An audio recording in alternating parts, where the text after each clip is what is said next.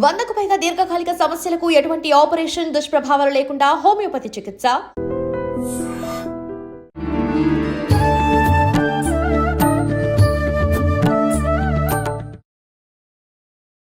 నమస్కారం, welcome to I dream. ధర్మ మార్గం కార్యక్రమానికి స్వాగతం. నేను మీ విజిత. ప్రస్తుతం మనతో పాటు ఉన్నారు ప్రముఖ జ్యోతిష్యులు సుభాష్ శర్మ గారు. ఇప్పుడు గురుగారితో మాట్లాడి మన సందేహాలన్నింటినీ కూడా నివృత్తి చేసుకుందాం. నమస్కారం గురుగారు. గురుగారు, చంద్రగ్రహణం అందరూ కూడా భయపడుతున్నారు. గ్రహణం అంటే మామూలుగా నియమాలు పాటించాలి, ఓకే, కానీ అసలు ఈసారి గ్రహణం లేదని కొంతమంది, లేదు మన దగ్గర లేకపోయినా ప్రభావం మన పైన ఉంటుంది అని కొంతమంది, గ్రహణం తర్వాత ఇప్పుడు ఏదైతే ప్రళయాలు చూస్తున్నామో అటువంటి వాటికి మించిన ప్రళయాలు రాబోతున్నాయని కొంతమంది. అసలు ఏంటి నిజం గురుగారు, ఏం జరగబోతుంది అంటారు? చాలా మంచి ప్రశ్న చెప్పారమ్మా. తప్పకుండా దీనికి అంటే మీ ప్రశ్న మీ ఒక్కరిలోనే కాదు, అందరి దృష్టిలో ఈ ప్రశ్న అనేటటువంటిది ఒక కోణంలా మారిపోయింది. తప్పకుండా తెలియజేస్తాను. ముందుగా ప్రేక్షకులందరికీ శ్రీమాత్రే నమః, శ్రీ గురుభ్యో నమః. నమో దేవ్యై మహాదేవ్యై శివాయై సతతం నమః. నమ ప్రకృత్యై భద్రాయై నిహతాం ప్రణతాస్మిత. అసలు గ్రహణం అంటే ఏంటి, ఈ గ్రహణం వల్ల దేని మీద ప్రభావం చూపిస్తుంది అనే అంశాలు తెలుసుకుంటే అసలు ఈ గ్రహణం అంటే ఏంటి, దీనివల్ల ఎలాంటి ఉపయోగాలు ఉన్నాయి, ఎలాంటి కష్ట నష్టాలు ఉన్నాయి తెలుస్తుంది. గ్రహణం అనేటటువంటిది ఎప్పుడూ కూడా దేన్ని సూచిస్తుంది, దేన్ని మనకు చూపించేలా ఒక ఆధారంగా ఒక ఉదాహరణలాగా మారుతుంది అంటే నేచర్ మీద ఎఫెక్ట్ చూపించేటటువంటిది గ్రహణం. ఇక్కడ ఒక గ్రహణం అనేటటువంటిది 100లో 60% నేచర్ మీద ప్రభావం చూపిస్తుంది, 40% మనుషుల మీద ప్రభావం చూపించేటటువంటిది గ్రహణం యొక్క ఉద్దేశము తప్ప గ్రహణం అనేటటువంటి ఇప్పుడు ఎప్పుడైనా చూడండి ప్లానెటరీ పొజిషన్లో గ్రహణాలు కానివ్వండి, గ్రహ కూటములు కానివ్వండి, ఇవి దేని మీద ఎఫెక్ట్ చూపిస్తాయంటే ప్రకృతిలో జరిగేటటువంటి విపత్తుల మీద, ప్రకృతిలో జరిగే మార్పుల మీదనే ఈ ఎఫెక్ట్ చూపిస్తాయి తప్ప మానవుల మీద సహజ సిద్ధంగా తన జీవిత కాలంలో ఎలాంటి పరిస్థితుల్లో దాంట్లో పాజిటివ్ ఆర్ నెగిటివ్ మంచి చెడులు మాత్రమే సూచిస్తాయి తప్ప ఎఫెక్ట్ అనేటటువంటిది ప్రకృతి మీదనే పడుతుంది. ఇదొక్కటి కూడా ఆలోచించాలి. ఇంకోటి, గ్రహణము అంటే ఎవరు దీని యొక్క నియమాలు పాటించాలి, ముఖ్యంగా ఎస్పెషల్లీ అంటే గర్భిణీ స్త్రీలు పాటిస్తారు, అలాగే భోజనం చేసేటటువంటి నియమాలు, ఇవి రెండే పాటిస్తారు తప్ప అంతకు మించి గ్రహణం వల్ల వచ్చేటటువంటి ఇబ్బందులు ఏం లేవు. ఇంకా గ్రహణ సమయంలో మనిషి పుణ్యాన్ని సంపాదించుకోవడానికి చెప్పినటువంటి వాక్యాలే ఉన్నాయి తప్ప గ్రహణం ఏదో చెడు చేస్తుంది అనేటటువంటి సంఘటనలు మనకు జ్యోతిష శాస్త్రంలో ఎవరూ కూడా చెప్పలేదు. బికాజ్ ఏంటి అంటే గ్రహణం అనేటటువంటిది ప్రకృతి వైపరీత్యాలు ఏ రకంగా జరుగుతాయి అని సూచనాప్రాయంగా చెప్పినటువంటివే గ్రహణాలు. మనకు ఒక్కొక్క గ్రహం అనేటటువంటి ఒక్కొక్క రకమైనటువంటి ఇంపాక్ట్ మనిషి మీద చూపిస్తుంది. అదే రకంగా ఇప్పుడు జరిగేటటువంటి ఈ చంద్రగ్రహణం ఏదైతే ఉందో అది ప్రకృతి వైపరీత్యాలకే దారితీస్తుంది తప్ప మీరు అన్నట్టుగా ఎందుకు జల ప్రళయాలు వస్తున్నాయి, ఎందుకు ఈ యొక్క నీటి ద్వారా సకలమైనటువంటి మానవులు ఇబ్బందులు పడుతున్నారు అంటే ఇప్పుడు రాబోయేటటువంటి ఈ చంద్రగ్రహణము మీనరాశిలో 2వ పాదంలో పూర్వాభాద్ర నక్షత్రంలో ఈ యొక్క గ్రహణం అనేటటువంటిది సంచరిస్తుంది. గ్రహణం ఉంది అంటే మీనరాశిలో బుధవారం 18వ తారీఖు రోజున జరిగేటటువంటి ఈ గ్రహణము జలరాశి అయినటువంటి మీనరాశిలో ఈ గ్రహ సంచారం అనేటటువంటి ఈ యొక్క గ్రహణ సంచారం అనేటటువంటి ప్రారంభం అవుతుంది. కాబట్టి ఎస్పెషల్లీ ఈ గ్రహణ ప్రభావం దేని మీద ఇంపాక్ట్ చూపిస్తుంది అంటే నీటి మీద ఇంపాక్ట్ చూపిస్తుంది, వనరుల మీద ఇంపాక్ట్ చూపిస్తూ ఉంటుంది, అలాగే ప్రకృతి వైపరీత్యాలు అనేటటువంటి విపరీతంగా జరిగేటటువంటి అంశాలు ఈ గ్రహణం వల్ల కలుగుతాయి అనేటటువంటి విషయాలే ఈ గ్రహణం యొక్క ఇంపాక్ట్ తప్ప ఇంకోటి ఇది మన భారతదేశంలో కనిపించదు. గ్రహణం ఎస్పెషల్లీ భారతదేశంలో ఇప్పుడు ప్రజలందరికీ మూఢనమ్మకము అనే ఒక మాట వింటూ ఉంటాము, అలాగే భగవంతుడంటే లేనే లేడు అని వింటూ ఉంటాం. ఇవన్నీ ఎందుకు కలుగుతాయి? ఇదిగో ఇలా లేనిపోనివి ఉన్నవి లేనట్టుగా, లేనివి ఉన్నట్టుగా మనం క్రియేట్ చేసి చూపిస్తాం కదా, అందుకే వాళ్ళకి ఇలాంటి మూఢనమ్మకాలని గుడ్డిగా చెప్పేస్తూ ఉంటారు. అంటే ఉన్న నమ్మకాన్ని కూడా పోగొట్టేటటువంటి తరహాలో మనం చెప్పేసరికి వాళ్ళకి ఏమవుతుంది, అనవసరంగా లేనటువంటి గ్రహణాన్ని మనం ఉంది అని చెప్పి ప్రొజెక్ట్ చేయడం వల్ల భయభ్రాంతులకు గురైపోయి అయ్యో ఏదో జరిగిపోతుంది అని అనుకుంటారు. అది చివరికి ఏమీ జరగదు, అయ్యో వీళ్ళు చెప్పిందంతా అబద్ధమే, వీళ్ళంతా డబ్బుల కోసం చేస్తున్నారు అనేటటువంటి ఒక తరహాలో వాళ్ళ మైండ్లో మొత్తం నిండిపోతూ ఉంటుంది. కనుక అందుకే మన భారతదేశంలో గ్రహణం కనిపించదు. కనిపించినటువంటి గ్రహణానికి అసలు నియమాలే పాటించవలసిన అవసరం ఏమీ లేదు. ఎక్కడ నియమాలు పాటించాలి, ఎక్కడెక్కడ కనిపిస్తుంది అని అంటే గనక ఇది యూరప్ అనే కంట్రీలో, ఆఫ్రికా అనే కంట్రీలో, అలాగే దక్షిణ అమెరికా, ఉత్తర అమెరికా ఈ 4 దేశాలలో ఈ గ్రహణ ప్రభావం అనేటటువంటిది ఆయా దేశాల మీద వర్తిస్తుంది. భారతదేశం మీద గ్రహణం అనేటటువంటిది ఎట్టి పరిస్థితుల్లో వర్తించదు. ఇంకోటి ఏంటంటే ఎందుకు వర్తించదు మనకు అని అంటే గనక చంద్రుడు ఎప్పుడైనా చంద్రగ్రహణం అనేటటువంటిది రాత్రి సమయంలో జరిగేటటువంటి గ్రహణము. దాని యొక్క ప్రభావం చంద్రుడు ఎప్పుడైతే మనకు కనిపిస్తాడో ఆ కనిపించే సమయంలో గ్రహణం పడుతుంది అని అంటే దాని ఇంపాక్ట్ మన భారతదేశం మీద కూడా ఉంటుంది. కానీ మన భారతదేశం యొక్క గొప్పతనం ఏంటంటే ఇక్కడ చంద్రుడు మనకు అస్తమించేటటువంటి సమయము భారతదేశంలో. అదే ఇతర దేశాలలో ఇప్పుడు దక్షిణ అమెరికా, ఉత్తర అమెరికా, యూరప్, ఆఫ్రికా ఈ కంట్రీల్లో ఉదయించేటటువంటి సమయం ఈ డేట్లో అంటే 18వ తారీఖు ఉదయించేటటువంటి సమయము ఆయా దేశాల్లో ఉంది కాబట్టి వాళ్ళకి కనిపిస్తుంది, మనకు కనిపించదు.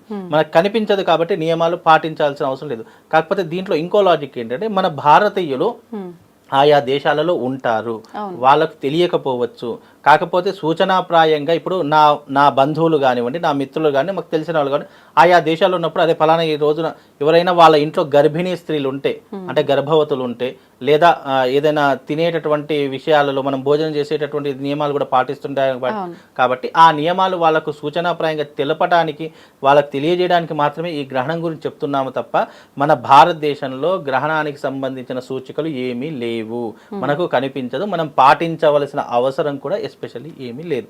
కాబట్టి దీని గురించి మనకు అనవసరమైనటువంటి విషయం. కాకపోతే ఏంటంటే ఆయా దేశాలలో ఉన్నటువంటి వారు తప్పకుండా దీని గ్రహణ నియమాలు అనేవి పాటించాలి. ఇది వాళ్ళకు రాత్రి 6 గంటల నుంచి 10 గంటల వరకు గ్రహణ సమయం ఉంటుంది కాబట్టి వాళ్ళు భోజనాలు చేసేటటువంటి వాళ్ళు మధ్యాహ్నం వాళ్ళ కాలగమనం ప్రకారం వాళ్ళకు మధ్యాహ్న సమయం వరకు భోజనాలు చేసేసుకోవాలి.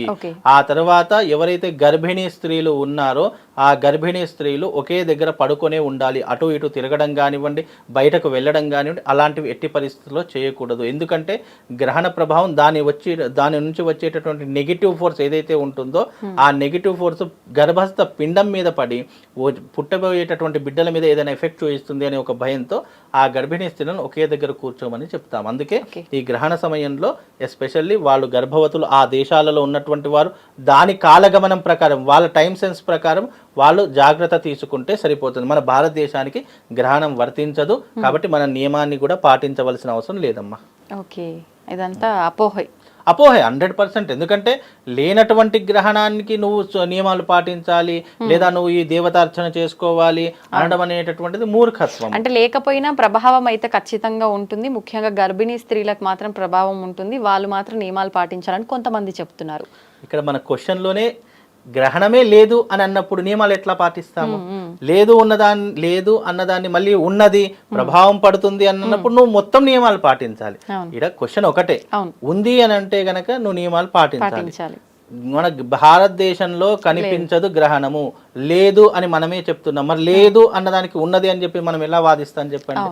ఇప్పుడు రెండు క్వశ్చన్స్ మనం వేసుకొని ఆన్సర్స్ మనం వేసుకొని సమాధానం మనమే చెప్పి లేదు అన్నదానికి నువ్వు ఇట్లా పాటించాలి అట్లా పాటించాలి అంటే ఇక ప్రతిదానికి అపనమ్మకం అయిపోతుంది. ఎవరు ఏది చెప్పినా గుడ్డిగా నమ్మేయడమే తప్ప ఇంకా వేరే ఆప్షన్ లేదు అన్నటువంటి విధంగా ఉంటుంది. కాబట్టి ఇందులో అసలు గ్రహణమే లేదు, నియమాలు అసలు పాటించవలసిన అవసరం లేదు. నువ్వు నియమాలు పాటిస్తావు, ఎలాంటి నియమాలు పాటించాలి? ఆ టైంలో చక్కగా దేవతా అర్చన చేసుకో. ఆ తర్వాత నీకు గురు ఉపదేశం ఉంటే గురువుకు సంబంధించిన మంత్రం ఉపదేశం ఉంటే దాన్ని మంత్రంలా జపం చేసుకో. లేదు అంటే ఆ సమయంలో లలితా సహస్రనామ పారాయణం, విష్ణు సహస్రనామ పారాయణం ఇలాంటివి చేసుకో. ఇలాంటివి చేసుకోవడం వల్ల నీకు పుణ్యము పురుషార్థం పెరుగుతుంది, నీ యొక్క జన్మకు ఒక అర్థం దొరుకుతుంది. అలాగే నీ జన్మ రాహిత్యాన్ని పోగొట్టుకోవడానికి, నీ కర్మ ఫలితాన్ని తగ్గించుకోవడానికి ఇది ఒక మార్గదర్శకాలుగా ఉంటాయి తప్ప నేను భోజనం చెయ్యకూడదు లేదా నేను ఇంకా నియమాలు పాటించాలి అని అనుకొని నువ్వు అపోహ పడితే తప్ప మనం దానికి ఏం చేయలేమమ్మా. ఇప్పుడు లేదు అని చెప్పి మనం కటాఖండిగా చెప్తున్నాము. లేదు అన్నదానికి నేను అది పాటిస్తాను ఇది పాటిస్తాను, గర్భిణీ స్త్రీలు ఉన్నారు మరి ఇంట్లోకి వెళ్ళి వాళ్ళకి జాగ్రత్త ఎలా తీసుకోవాలి అని నువ్వు పిచ్చి పిచ్చి క్వశ్చన్స్ అడిగావు అని అంటే గ్రహణం లేని దానికి మళ్ళీ నేను దానికి ఉన్నది అని చెప్పి ఏ రకంగా చెప్పగలుగుతాను? కాబట్టి లేని దానికి మనం నియమాలు పాటించవలసిన అవసరం లేదు. గ్రహణ సమయంలో మన వేదమూర్తులు ఏం చెప్పారు? గ్రహణ సమయంలో చేసే జపానికి, గ్రహణ సమయంలో చేసే గంగా స్నానానికి, గ్రహణ సమయంలో చేసే మనము తర్పణానికి, గ్రహణ సమయంలో చేసే పారాయణానికి విశేషమైనటువంటి పుణ్యం కలుగుతుంది, ఫలితం ఉంటుంది. బికాజ్ మనం మామూలు రోజుల్లో చేసే పారాయణానికి గ్రహణ సమయంలో చేసే పారాయణానికి 100% ఫలితం ఉంటుంది. కనుక ఆ 100% పుణ్యాన్ని మనం ఒకేసారి సంపాదించుకోవాలి అంటే ఆ గ్రహణ సమయంలో మనం దేవతా కర్మలు ఆచరించడం వల్ల, పారాయణాలు చేయడం వల్ల, స్తోత్రం చేయడం వల్ల ఆ భగవంతుని యొక్క సంపూర్ణమైనటువంటి అనుగ్రహం మనకు కలగడమే గ్రహణం యొక్క డెఫినేషన్. తప్ప గ్రహణం అనేటటువంటిది రాబోయే ప్రకృతి విపత్తులను సూచించడానికి ఈ గ్రహణం అనేటటువంటిది మనకు చెప్పడం జరిగింది. అది కొన్ని రాసులకు నెగిటివ్ ఉంటుంది, కొన్ని రాసుల వారికి పాజిటివ్ ఉంటుంది. పాజిటివ్ ఉన్నటువంటి రాసులు 4 ఉన్నాయి, నెగిటివ్ ఉన్నటువంటి రాసులు 4 ఉన్నాయి. మిగతా రాసులు ఏవైతేనో మధ్యమ ఫలితాన్ని అందిస్తూ ఉంటాయి. కాబట్టి దీని యొక్క ఫలితాలని ప్రకృతి మీద ఇది దారి చూపిస్తుంది తప్ప మానవుడి మీద 40% ఫలితం. ఎందుకంటే మానవుడు కర్మజీవి కాబట్టి మనం ఏదైనా పోగొట్టుకోవాలన్నా, ఏదైనా రప్పించుకోవాలన్నా దానికి దేవతా కర్మలు ఉన్నాయి. మనం చేయవలసినటువంటి మానవుడు సహజ సిద్ధంగా ఈ జన్మకి ఏం చేయాలో అనేటటువంటి మనకు కొన్ని నియమాలు ఉన్నాయి. ఆ నియమాలను పాటిస్తే ఈ గ్రహణం నుంచి మనం బయటపడడానికి చాలా విధానాలు ఉన్నాయి. కాబట్టి ప్రకృతిని, ఇప్పుడు మీరు అన్నారు ప్రకృతి వైపరీత్యాలు జరుగుతూ ఉన్నాయి. ఇప్పుడు ఏపీలో జరిగినటువంటి ప్రకృతి వైపరీత్యాలు, వాయనాడులో జరిగినటువంటి ప్రకృతి వైపరీత్యాలు, మళ్ళీ రాబోయేటటువంటి ప్రకృతి వైపరీత్యాలు ఏవైతే ఉన్నాయో దాని నుంచి ఉపశమనం పొందడానికి, అవి రాకుండా మనం జాగ్రత్త తీసుకోవడానికి దీని గ్రహణం సూచించడాన్ని ఏదైతే అంటారో ఈ గ్రహణ సూచికను దాన్ని ఆధారంగా చేసుకొని దీనివల్ల ఏ ప్రకృతులు ఎలాంటి మార్పులు జరుగుతున్నాయి అని తెలుసుకుంటే అప్పుడు మనకు ప్రకృతి వైపరీత్యాల నుంచి కొంచెం అధిగమించినటువంటి వాళ్ళం అవుతాము, బయటపడినటువంటి వాళ్ళం అవుతాము, ఓవర్కమ్ చేసినటువంటి వాళ్ళం అవుతాం. కాబట్టి గ్రహణ ప్రభావం ప్రకృతి వైపరీత్యాలకే దారి తీస్తుంది తప్ప మానవుడికి ఎలాంటి ఎఫెక్ట్ రాదమ్మా. ఓకే, ధన్యవాదాలు. వచ్చేసింది ఏంటి ఆ రోజు ఆచరించాల్సిన విధి విధానాలు ఏంటి, నిజంగా ఆ రోజుని మనం ఉపయోగించుకునే, అంటే నేను విన్నంత వరకు ఆ రోజు దైవారాధనకు చాలా మంచిది అని చెప్పి విన్నాను. నిజమేనా? అసలు ఏం చేయాల్సి ఉంటుంది ఆ రోజంతా కూడా? తప్పకుండా తెలియజేస్తాము. ముందుగా ప్రేక్షకులందరికీ శ్రీమాత్రే నమః, శ్రీ గురుభ్యో నమః. జ్ఞాని నామ్నపి చేతాంసి దేవి భగవతి హిసా బలాయ కృష్యమోహాయ మహామాయ ప్రయశ్చతి. చూస్తున్నటువంటి, వీక్షిస్తున్నటువంటి ప్రేక్షకులందరికీ కూడా హోలీ పౌర్ణమి శుభాకాంక్షలు. ఇక్కడ హోలీ పౌర్ణమి, ముందుగా మొట్టమొదటిగా పౌర్ణమి, మనకు చతుర్దశి యుక్త పౌర్ణమి కలిసి వచ్చినప్పుడు కామదహనం జరుగుతుంది. అంటే ఇది కృతయుగం నుంచే ప్రారంభమైనటువంటి హోలీ పండగ. హోళిక అనేటటువంటి రాక్షసి భక్త ప్రహ్లాదుని అగ్నిలో వేయడానికి ప్రయత్నం చేస్తున్నప్పుడు ఆ హోళిక అనేటటువంటి రాక్షసి దహించుకుపోయి ప్రహ్లాదుడు మాత్రం బయటకు వచ్చాడు. కాబట్టి దీని హోళికా పౌర్ణమి అని పిలవడం జరుగుతుంది. రాబోయేటటువంటి యుగాల్లో కృతయుగంలో ఒకలాగా, త్రేతాయుగానికి వచ్చేలాగా ఒకలాగా, ద్వాపర యుగానికి వచ్చేసరికి అనేక రకాలైనటువంటి విధి విధానాలు ఈ హోళీ రోజునే, అంటే పౌర్ణమి రోజునే జరగడం జరిగింది. అందుకే దీన్ని హోలీ పౌర్ణమి అని చెప్పడం జరిగింది. అలాగే ఈ హోలీ పౌర్ణమి రోజున కూడా మనకు ఈ సంవత్సరం విశేషంగా కేతుగ్రస్త చంద్రగ్రహణం కూడా ఏర్పడబోతుంది. అయితే కేతుగ్రస్త చంద్రగ్రహణం ఏర్పడడంతో పాటు ఈ యొక్క సంవత్సరము ఈ నెలలోనే 2 గ్రహణాలు ఏర్పడుతున్నాయి. అందుకే గ్రహణ కాలం అనేటటువంటిది చాలా విశేషమైనటువంటి ముహూర్తం. చాలామందికి తెలియనటువంటి విషయం ఏంటంటే గ్రహణ సమయము ఏమీ ఆచరించకూడదు, ఎటు తిరగకూడదు, అసలు ఏమీ ముట్టకూడదు అని చాలామంది భ్రమలో ఉంటారు. కానీ గ్రహణ సమయంలో చేసేటటువంటి దైవిక ఆరాధన ఏదైతే ఉంటుందో, ఆరాధన కావచ్చు, ప్రార్థన, దైవిక ప్రార్థన కావచ్చు, యజ్ఞ యాగాదులు కావచ్చు, ఇవి మనిషికి విశేషమైనటువంటి పుణ్య ఫలితాలను కలుగజేసేటటువంటిది ఈ పౌర్ణిమ. పౌర్ణిమ అనగానే ఈ యొక్క పౌర్ణిమ పండుగతో వచ్చింది హోళికా పౌర్ణమి. కాబట్టి ఈ పౌర్ణిమ రోజున విశేషంగా భక్తులందరూ కూడా, లేదా ఈ వీక్షించేటటువంటి ప్రేక్షకులందరూ కూడా లక్ష్మీదేవి ఆరాధన చేసుకోవాలి. ఎందుకంటే ఈ రోజున మహాలక్ష్మి జయంతి కూడా అని పిలవడం జరుగుతుంది. అంటే హోలీ రోజున శ్రీ మహాలక్ష్మి పుట్టినటువంటి రోజుగా కూడా కొన్ని శాస్త్రాలలో అందించడం జరిగింది.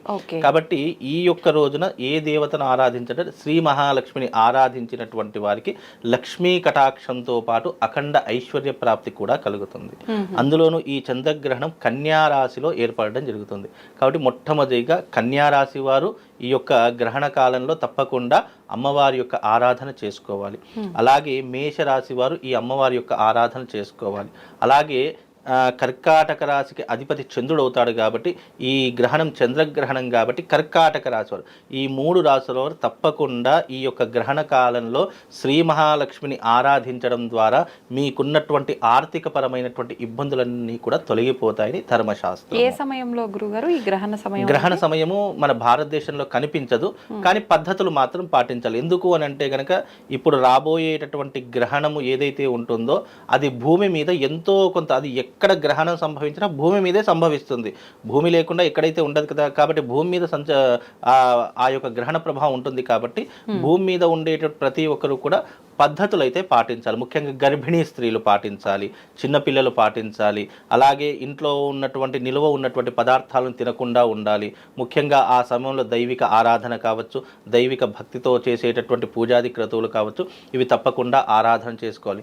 అయితే ఈ చంద్రగ్రహణ సమయంలో విశేషంగా మనకు పుణ్య ఫలితాలు కలగాలి అని అనుకుంటే గనక తప్పకుండా లలితా సహస్రనామ పారాయణం, లేదా దేవి ఖడ్గమాల స్తోత్ర పారాయణము, లేదు అంటే శ్రీ సూక్త పారాయణం, ఈ 3 ఏదో ఒకటి మీరు ఎంచుకొని తప్పకుండా ఈ పారాయణం అనేటటువంటి చేయించుకోండి. తప్పకుండా మీకు అవకాశం ఉంటే మీరు చేసుకోండి, లేదు అంటే మీ ఇంటికి ఒక బ్రాహ్మణ్ణి పిలిపించుకొని బ్రాహ్మణ ద్వారా చేయించండి. అలాగే ఈ సమయం ఎప్పుడు అంటే సాయంకాలం 6:28 ప్రారంభం చేసుకొని మనకు దాదాపుగా 9 గంటల వరకు పారాయణం చేసుకోవాలి. ఎప్పుడు మనకు సాయంత్రం, ఎందుకంటే పౌర్ణమి సాయంత్రం ఘడియలలో ఉంటుంది కాబట్టి మనకు ఆ సమయంలో చేసుకోవాలి. అయితే ఈ గ్రహణ సమయము ఆస్ట్రేలియా, అమెరికా, కెనడా అలాంటి దేశాలలో మాత్రమే ఈ గ్రహణం కనిపిస్తుంది, మనకు కనిపించదు. మనకు ఉదయకాలంలో అంటే మనకి ఇక్కడ ఉదయం 9:28 మొదలుకొని మధ్యాహ్నం వరకు అంటే దాదాపుగా 6 గంటల సమయం పాటు ఈ గ్రహణం భారతదేశంలో ఉంటుంది. కానీ ఆ సమయానికి చంద్రుడు మనకు కనిపించడు. మనకు ఈ యొక్క సమయము చంద్రుడు అస్తమించేటటువంటి సమయం. ఈ ఆస్ట్రేలియా, అమెరికా, కెనడా ఉదయించేటటువంటి సమయం, చంద్రోదయమైనటువంటి సమయం కాబట్టి అక్కడ ఆయా దేశాల వారికి కనిపిస్తుంది. మనకి ఇక్కడ 9:28 అంటే అక్కడ సాయంకాలం వాళ్లకు 6:28 ప్రారంభం అవుతుంది. కాబట్టి అక్కడ ఉన్నటువంటి వాళ్ళు ఇలాంటి పద్ధతులు పాటించుకోవాలి. విశేషంగా మన దగ్గర కూడా ఉండి పాటించుకుంటే చాలా విశేషమైనటువంటి పుణ్య ఫలితాలు కలుగుతాయి. అందులోనూ ఈ యొక్క హోళికా పౌర్ణమి అత్యద్భుతమైనటువంటి పౌర్ణమి. దేవతా ఆరాధనకు కావచ్చు, మనకు నియమాలు ఏమవసరం లేదంటే ఈ యొక్క వంట వండుకునేటటువంటి నియమాలు కానీ, ఆహారం తినేటటువంటి నియమాలు కానీ, ఇలాంటి నియమాలు అయితే ఏమీ లేవు. కాకపోతే పద్ధతులు అనేటటువంటి పాటిస్తే మనకు శుభం లాభం కలుగుతుంది. అందుకే ఈ రోజున పౌర్ణమి అనేటటువంటి హోళికా పౌర్ణమి బ్లడ్ మూన్తో మనకు ఈ యొక్క గ్రహణ సమయం ఏర్పడుతూ ఉంటుంది. అంటే చంద్రుడు ఎర్రటి రంగులో అంటే నారింజ రంగు అంటారు కదా, ఆ రంగులో చంద్రుడు దర్శనమిస్తూ ఉంటాడన్నమాట. ఆయా ఎవరికైతే కనిపిస్తారో ఆయా దేశాల వారికి తప్పకుండా నారింజ రంగులో చంద్రుడు కనిపిస్తాడు. ఎందుకంటే చంద్రుడికి మరియు సూర్యుడికి మధ్యన భూమి ఉంటుంది కాబట్టి ఆ భూమి పొరలలో ఆ సూర్యుడి యొక్క సప్తవర్ణాలు అని అంటారు. సూర్యుడికి సప్తవర్ణాలు ఉంటాయి. ఆ సప్తవర్ణాలలో నారింజ రంగులో ఉన్నటువంటి కిరణాలు కొన్ని ఉంటాయి. ఆ కిరణాలు చంద్రుడి మీద ప్రభావం చూపించి మనకు ఆ రకంగా దర్శనమిచ్చేటటువంటిది బ్లడ్ మూన్ అని అంటూ ఉంటాము. సప్తవర్ణాలతో కూడుకున్నటువంటి ఆ సూర్యభగవాను ఎప్పుడైనా మీరు గమనించండి, మనకు పౌర్ణమి వస్తుంది. పౌర్ణమి సమయంలో ఏమవుతుందంటే సూర్యుడి యొక్క తేజస్సు పూర్తిగా చంద్రుడి మీద పడి మనకు చంద్రుడు ఎప్పుడూ కూడా ప్రకాశవంతంగా పౌర్ణమి రోజున కనిపిస్తాడు. ఈ పౌర్ణమికి ఈ యొక్క చంద్రుడికి సూర్యుడికి మధ్యలో భూమి ఏర్పడుతుంది. కాబట్టి ఈ భూమి నుంచి వచ్చేటటువంటి సందర్భాల్లో కేవలము సూర్యుడి యొక్క సప్తవర్ణంలో ఉన్నటువంటి నారింజ రంగులో ఉన్నటువంటి కిరణాలు మాత్రమే దాని మీద ఏర్పడి అది బ్లడ్ మూన్గా మనకు కనిపిస్తుంది. కాబట్టి ఇది చాలా విశేషమైనటువంటి పౌర్ణిమ. అందులోనూ శుక్రవారం రావడం, అందులోనూ లక్ష్మీదేవి పుట్టిన వారం రావడము, ఇది చాలా అత్యద్భుతమైనటువంటి యోగము. ఈ యోగంలో దేవతా ఆరాధన చేసుకున్న, విశేషంగా లక్ష్మీదేవి ఆరాధన చేసుకున్న వాళ్ళందరికీ కూడా అమ్మవారి యొక్క దయ వల్ల అష్టలక్ష్మి కటాక్షం కలుగుతుంది, సిరి సంపదలకు కొలువై ఉంటుంది. ఆ రోజున విశేషంగా మీ ఇంట్లో శివారాధన కావచ్చు, లేదు అంటే శ్రీచక్రార్చన కావచ్చు, ఇలాంటివి చేసుకోవడం ద్వారా కూడా మనకు శుభము లాభంతో పాటు అదృష్ట యోగం కూడా కలుగుతుందమ్మా. అయితే విశేషంగా ఈ యొక్క శుక్రవారము లక్ష్మీ జయంతి వస్తుంది కాబట్టి మీ ఇంటి యందు లక్ష్మీ దీపాన్ని వెలిగించుకోండి. లక్ష్మీ దీపము అని అంటే గనక ఒక విస్తరాకులో కానీ ఒక పళ్ళెల్లో కానీ చక్కగా ఉప్పు తీసుకోండి. ఉప్పు అంటే లక్ష్మీప్రదమైనటువంటిది అని అర్థము. కాబట్టి ఉప్పు తీసుకొని ఆ ఉప్పు మీద 2 దీప ప్రమిదలు, మట్టితో ఉన్నటువంటి దీప ప్రమిదలు పెట్టుకొని దాంట్లో ఆవు నేతి కానీ లేదు అని అంటే గనక నువ్వుల నూనె కానీ పోసి దాంట్లో వత్తులు వేసి ఆ యొక్క దీపాన్ని వెలిగించండి. అలా వెలిగించడం ద్వారా ఈ పౌర్ణమి రోజున మీ ఇంట్లో ఉన్నటువంటి దారిద్ర్య లక్ష్మి వెళ్ళిపోతుంది. అదృష్ట లక్ష్మి మీ ఇంట్లోకి రావడానికి ఇది చాలా అద్భుతంగా ఉపయోగపడుతుంది. మళ్ళీ ఈ పౌర్ణమి అనేటటువంటి ఈ యొక్క సందర్భం అనేటటువంటిది మళ్ళీ 108 సంవత్సరాల దాకా ఈ అదృష్టమైనటువంటి యోగం రాదు. ఇది చాలా అద్భుతంగా ఖగోళంలో జరిగేటటువంటి ఒక అద్భుతమైనటువంటి వింత ఈ గ్రహణము.